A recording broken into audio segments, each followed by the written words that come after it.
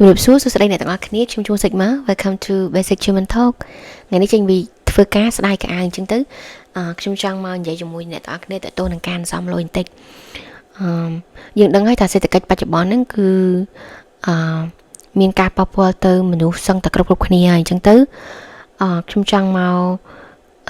លឹកអ្នកទាំងអស់គ្នាតទៅនឹងការសំលុយបន្តិចក្នុងវីដេអូនេះខ្ញុំចង់លើកពីកំហុសដែលយើងតែងតែគិតតទៅនឹងការសំលុយហើយកំហុសហ្នឹងក៏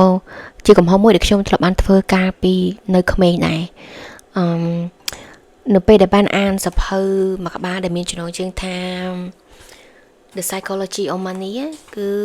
នៅក្នុង pattern ហ្នឹងគឺគេនិយាយអំពីការសន្សំនឹងឯងយើងតែងតែមានការគិតមួយថាតើតើយើងមានលុយច្រើនបបោហូហៀទើបយើងគួរតែសន្សំហើយការគិតមួយទៀតគឺគិតថានៅពេលដែលយើងមានចំណូលតិចមានលុយកាក់តិចតួចយើងអាចសន្សំបានទេហើយយើងអត់គួរគិតពីរឿងសន្សំហ្នឹងទេដោយសារអីយើងមានការគិតថាចាយមិនគ្រប់ផងទៅគិតអីដល់រឿងសន្សំហ្នឹងចាំយើងមានច្រើនចាំយើងសន្សំខ្ញុំចង់មករំលឹកអ្នកនរនេះថាគឺជាការគិតមួយដែលខុសហើយគួរតែកែប្រែខ្ញុំលើកទឹកចិត្តឲ្យអ្នកនរនេះកែប្រែការគិតហ្នឹងពីព្រោះការសន្សំលុយវាអត់តាក់ទងជាមួយនឹងចំនួនទឹកលុយដែលយើងមានឬក៏ចំនួនទឹកលុយដែលយើងរកបានទេវាតាក់ទងនឹង psychology ការគិតរបស់យើងជាទម្លាប់របស់យើងនៅពេលដែលយើងមានតិចហើយយើងអាចសន្សំបានណាហើយយើងគិតថាយើងមានច្រើនយើងនឹងសន្សំខ្ញុំចង់មកប្រាប់អ្នកនរនេះថា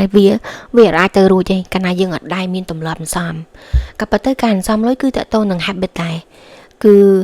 នៅពេលដែលយើងអត់ដែរមានទម្លាប់សន្សំហ្នឹងទោះបីយើងមានលុយច្រើនក៏យើងពិបាកក្នុងការសន្សំដែរអញ្ចឹងទៅយើងគិតឲ្យមែនទែនទៅនៅពេលដែលយើងមានលុយរត់តែតិចនឹងឯងគឺជាពេលដែលយើងគួរតែ build a habit នឹងក្នុងការសន្សំលុយហើយមូលហេតុដែលយើងគួរតែគិតគូរអំពីការសន្សំលុយច្រើនពីព្រោះជីវិតរបស់យើងរឿងអីដែល consistent ជាងគេគឺការបញ្ញាអារម្មណ៍ពីជីវិតនឹងឯងមានន័យថាជីវិតវាអាច surprise យើង in a very very bad way ដែលយើងនឹកស្មានអត់ដល់រឿងហេតុធំដែលកើតឡើងឲ្យផ្លាស់ប្ដូរជីវិតយើង in a bad way ពុកម្ដាយឈឺខ្លួនយើងឈឺមានគ្រោះថ្នាក់អីផ្សេងបាត់បង់ការងារអីចឹងទៅហេតុផលទាំងអស់ហ្នឹងហើយគឺជាហេតុផលដែលយើងត្រូវរំលឹកខ្លួនឯងថា life គឺវាមាន ability មួយ to surprise យើងមែនទែនយើងអត់និយាយពី good surprise ទេយើងនិយាយពី bad surprise វា consistent ណាហើយយើងមើលអត់ឃើញទេអញ្ចឹងទៅនៅពេលដែលរឿងហេតុកើតឡើងហ្នឹងនៅពេលដែលយើងមានលុយសន្សំវាជួយឲ្យរឿងហេតុហ្នឹងសម្រាលយើងអត់សូវធ្ងន់នៅពេលដែលមានរឿងហេតុអាក្រក់កើតឡើងហើយយើងត្រូវការលុយហើយយើងអត់មានលុយសន្សំរឿងហេតុហ្នឹងវាកាន់តែធ្ងន់តែនៅពេលដែលយើងមានបញ្ហាប៉ុន្តែយើងងាកមកមើលកងធនាគារយើងដែលមានលុយសន្សំវាធ្វើឲ្យរឿងហេតុកើតឡើងហ្នឹងវាអត់សូវធ្ងន់ហើយវាមើលទៅវា seem to be resolvable ហើយខ្ញុំឧទាហរណ៍មួយថាបើសិនជាយើងធ្វើការសុកហើយស្រាប់តែបាត់បង់ការងារនៅពេលដែលយើងក៏លេចមើលមកយើងអត់មានលុយសន្សំវាធ្វើឲ្យយើងអត់មានពេលក្នុងការដកដង្ហើមគិតថាត្រូវគិតគូរពីអី in the next step ទេប៉ុន្តែនៅពេលដែលយើងស្រាប់តែបាត់បង់ការងារបាត់បង់ប្រាក់ចំណូលប៉ុន្តែយើងមានលុយសន្សំច្រើនគួរសមដែរអញ្ចឹងវាធ្វើឲ្យយើងមានពេលក្នុងការដកឃ្លាដកដង្ហើមគិតថា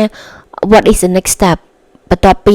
ការបាត់បង់ការងារហ្នឹងទៅបើនិយាយពីរឿងហេតុផលដែលគួរសន្សំគឺមានច្រើនលើសហ្នឹងទៀតប៉ុន្តែនៅក្នុងវីដេអូនេះខ្ញុំចង់លើកពីវិធីសាស្ត្រដែលយើងអាចប្រើ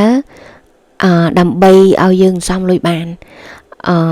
លលួនហើយអត់សូវស្មុគស្មាញវិធីសាស្ត្រទី1គឺអ្នកនរនេះត្រូវមានកងធនាគារមួយដែលបើកដើម្បី for saving only ហើយកុំដាក់លុយដែលយើងចង់សន្សំហ្នឹងជាមួយនឹង checking account គឺ account ដែលយើងប្រើប្រាស់ជាប្រចាំទៅទិញអីញ៉ាំ pay bill ឬក៏អីផ្សេងៗហ្នឹងកុំដាក់លុយនៅក្នុង account ហ្នឹងត្រូវបើក account ផ្សេងមួយទៀតដើម្បីតែចំពោះការសន្សំលុយឯងហើយគ្រប់ពេលដែលអ្នកទាំងអស់គ្នាមានចំណូលបើសិនជាអ្នកទាំងអស់គ្នាមានប្រាក់ខែគឺត្រូវ set up ខ្លួនឯងថាត្រូវអូតូដក 10% អីចឹងទៅឬក៏ 5% ទៅតាមដែលអ្នកទាំងនេះអាច set ខ្លួនឯងបានអញ្ចឹងណាហើយអូតូទាញអាលុយហ្នឹង deposit ទៅអា saving account ហ្នឹងនៅពេលដែលលុយចូលភ្លាមយើងអ្នកធ្វើការនឹងរៀងស្រួលបន្តិចដោយសារអីយើងមានdate ដើម្បីដឹងថាប្រាក់ខែយើងចូលថ្ងៃណាអញ្ចឹងណាមានន័យថាបើសិនជាប្រាក់ខែយើងបើកថ្ងៃទី15នៅពេលដែលលុយបើកភ្លាមយើងត្រូវ set up auto pay ហ្នឹងគឺទាញលុយ 10% ឬក៏ 5% ចេញពីchecking account ហ្នឹងទៅ saving account ហើយឲ្យវាបាត់ទៅនឹង saving account ហ្នឹងទៅហើយហាមដាច់ខាតគឺបើក account មួយហើយគិតថាមិនសមនៅនឹងទៅអាហ្នឹងគឺជាវាអត់ work ទេពីព្រោះយើងនឹងឃើញលុយនឹងនៅមុខនៅមាត់យើងនឹងចាយវាហើយបើសិនជាចំណូលអ្នកទាំងអស់គ្នាតាមរយៈការរស់ស៊ីគឺយើងត្រូវកំណត់ date ទៅថាចុងខែឬក៏ដើមខែដែលអ្នកទាំងអស់គ្នា set up ទៅ saving account រើសថ្ងៃហើយដើម្បីឲ្យវា consistent មានន័យថាឲ្យតែថ្ងៃទី15ថ្ងៃទី1ឬក៏ថ្ងៃទី30គឺយើងចាប់ផ្ដើម set up ថាដកលុយប៉ុន្មាន% ទៅ saving ធ្វើវាជា consistent ហើយបើសិនជាអ្នកនរនេះអាច set up auto pay បានណាគឺ auto ទាញលុយអាហ្នឹងចេញដល់ថ្ងៃគឺវាទាញលុយចេញ 10% ទៅ saving អាហ្នឹងរឹតតែល្អដកឃ្លាបន្តិច saving វាមានចំណុចល្អមួយទៀតគឺវាអាចរកការប្រាក់ឲ្យយើងបានទៀតមានន័យថាលុយដែលយើងដកទុកចោលហ្នឹងអាចearn interest rate ហ្នឹងឲ្យយើងទៀតទោះបីជាវាតិចតួចស្រួយស្ដាងមិនក៏ដោយក៏វា earn យើង interest rate ដែរមានន័យថាបើសិនយើងទុកចោលក្នុង checking account ក៏លុយនឹងប្រហែលជាចាយអស់ហើយអត់បានរកការប្រាក់បានទៀតហើយវិធីសាស្ត្រទី2គឺអត់តទៅនឹង physical practice ទេតទៅនឹង psychology មានន័យថាដើម្បីឲ្យការអន្សំហ្នឹងអត់មានសម្ពាធពីព្រោះពេលច្រើនដល់ពេលដែលយើងចាប់ដើមអន្សំយើងចាប់ដើមគិតវែងឆ្ងាយថាបើសិនយើងដកអន្សំហ្នឹងទៅច្បាស់ជាខ្វះខាតខែនេះខ្វះទិញអីចឹងទៅហើយបើយើងអត់ដកអន្សំទេយើងអាចទៅទិញអីបើជើងថ្មីឬក៏ស្អីបានចឹងទៅវាទៅជារឿងមួយដែល stress អញ្ចឹងទៅដើម្បីកាត់បន្ថយអា stress ហ្នឹងយើងមានវិធីដើម្បី trick psychology ឲ្យគិតមានន័យថាគ្រប់ពេលដែលអ្នកដកលុយអន្សំទៅក្នុងកង់ធនាគារ saving ហ្នឹងគឺប្រាប់ខ្លួនឯងថាយើងដកលុយហ្នឹងដើម្បីយើងក្នុងពេលអនាគតមានន័យថាយើងសម័យគិតថាយើងដកលុយហ្នឹងដើម្បីយើងក្នុងពេលអនាគតបើសិនជាដើរចូលទៅក្នុងហាងកាហ្វេឬក៏ហាងម្ហូបអាហារដែលចង់ញ៉ាំអីឆ្ងាញ់យើងមានលុយហ្នឹងសម្រាប់យើងក្នុងពេលអនាគតហើយនៅពេលដែលយើងគ្រប់ពេលគ្រប់វេលាដែលយើងដកលុយពី checking account ដាក់ក្នុង saving account យើងប្រាប់ខ្លួនយើងអញ្ចឹងថាយើងសំនេះគឺដកដើម្បីយើងក្នុងពេលអនាគតកុំឲ្យបាក់គិតថាមានលុយឬក៏អត់លុយនៅពេលដែលយើងចាប់ផ្ដើមគិតចឹងទៅវាទៅជាអា saving វាទៅជា fun ណាពីព្រោះយើងមិនមែនសំលុយដើម្បីទិញឡានទេយើងសំលុយដើម្បីថាបើយើងត្រូវការយើងអត់បាក់គិតថាយើងមានឬអត់អាហ្នឹងវាជួយឲ្យអាការអន្សំហ្នឹងវាទៅជា less stressful ណាពីព្រោះពេលខ្លះអាការអន្សំហ្នឹងកាលណាយើងមានចំណូលតិចទៅវាទៅជា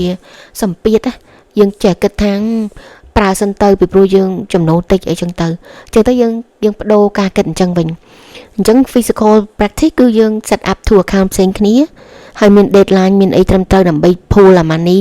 from checking to saving អា psychology គឺប្រាប់ខ្លួនឯងអញ្ចឹងហ្មងហើយនិយាយខ្លាំងលឺហ្មងថាពេលយើងដកលុយយើងដកលុយដើម្បីយើងក្នុងពេលអនាគតកុំឲ្យបាក់គិតថាមានលុយឬអត់ហើយក្នុងវីដេអូនេះខ្ញុំមានតែប៉ុណ្្នឹងទេហើយការចែកម្លែកទាំងអស់ហ្នឹងគឺអត់មែនបង្ហាញថាខ្ញុំមានលុយច្រើនឬក៏ប្រកែកសំលុយអីទេគឺការចេញពីការដែលធ្លាប់ធ្វើខុសធ្លាប់គិតខុសទៅនឹងរឿងលុយហ្នឹងហើយខ្ញុំនៅក្នុងអា process មួយរៀនឡើងវិញអំពី finance អញ្ចឹងទៅអីដែលខ្ញុំរៀនហើយយល់ថាវាជាប្រយោជន៍ខ្ញុំចង់ចែកម្លែកទៅឲ្យអ្នកទាំងអស់គ្នាហ្នឹងហើយសូមអ្នកទាំងអស់គ្នាសុខសប្បាយហើយមានសុខភាពល្អទាំងអស់គ្នា Thank you so much